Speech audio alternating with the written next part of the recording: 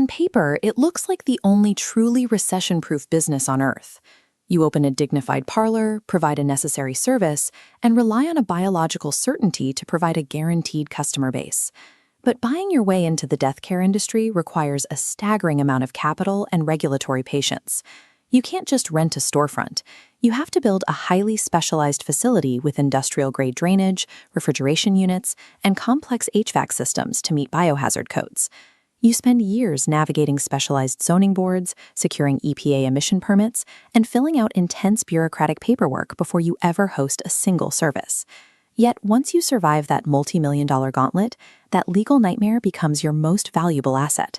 Cities do not want a crematorium opening on every corner. That reluctance creates an artificial restriction, acting as a massive barrier to entry that keeps new competitors out of your geographic area. You are left operating a highly protected local monopoly. To an outside observer, you are sitting on a guaranteed gold mine. For decades, these local monopolies made their fortunes on the traditional full-service burial. A standard package included embalming and a multi-day viewing, followed by a graveside service and an expensive casket. Over the last few years, however, consumer preferences have shifted heavily toward direct cremation. This process completely bypasses the elaborate physical preparation of the body and removes the need for a high-end wooden box. This chart shows the exact financial damage of that shift. When a family chooses a direct cremation instead of a traditional burial, the average transaction value plummets from nearly $8,000 down to around $2,000. The local death rate hasn't changed, but your revenue per customer has collapsed by 75%. So, if your core product is rapidly losing its value, how does a massive, specialized facility actually keep the lights on? The problem with running a funeral home is the overhead. You are carrying the mortgage on prominent real estate, maintaining a specialized fleet of vehicles, and heating or cooling a massive building 24 hours a day. Those fixed costs, the property taxes, the commercial insurance, the utility bills, do not pause just because the death rate in your town drops for a few weeks.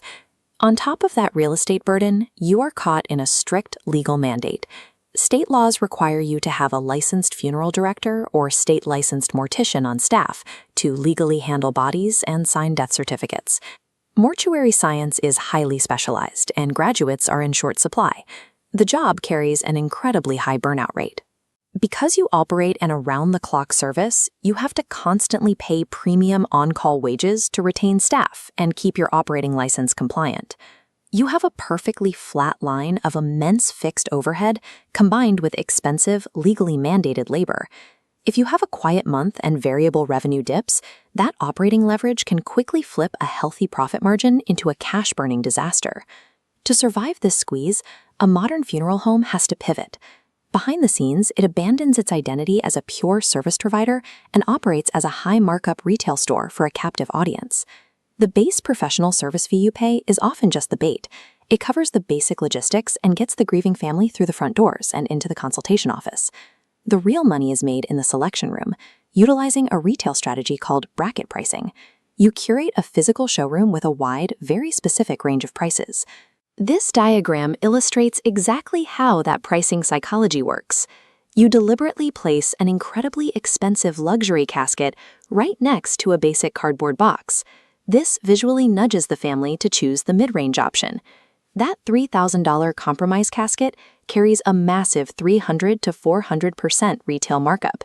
The upselling doesn't stop at wooden boxes and ornamental urns. The business monetizes every single extra touchpoint, pushing customized memorial videos, in-house catering, floral arrangements, and premium hearse rentals. By treating a grieving family as a highly captive retail demographic, the facility uses extreme margins on physical goods to subsidize its shrinking service revenue. But even with a 400% markup on caskets, the math is getting harder. The crushing weight of that fixed real estate and labor overhead is becoming fatal for the standalone independent parlor. This pressure has triggered a quiet macroeconomic escape hatch. Massive corporate consolidators and private equity firms are aggressively buying up independent, family-owned homes across the country. They execute a strategy known as a roll-up. Instead of letting each local parlor absorb its own massive fixed costs, the corporation groups dozens of homes together. They share a single centralized embalming facility, a central fleet of hearses, and one regional accounting and HR office. With dozens of locations operating under one umbrella, the corporation uses its massive scale to negotiate aggressive wholesale discounts on chemical supplies, crematory equipment, and caskets. They extract the absolute maximum margin out of declining unit values. Corporate consolidation becomes the most reliable way to outrun the volatility trap, turning a fragile independent shop into a highly optimized logistical network. Yet when private equity buys the business, they almost never change the signage. The original family name stays perfectly intact above the door. Keeping the local branding preserves the community's goodwill. It maintains the trust of a highly vulnerable consumer base, effectively hiding the corporate reality from the families walking inside. Beneath the quiet, dignified facade of the local chapel lies a highly leveraged and operationally intense retail hybrid. This is a high-stakes machine fighting a relentless margin squeeze, surviving on aggressive physical upsells and the invisible efficiency of corporate cash networks.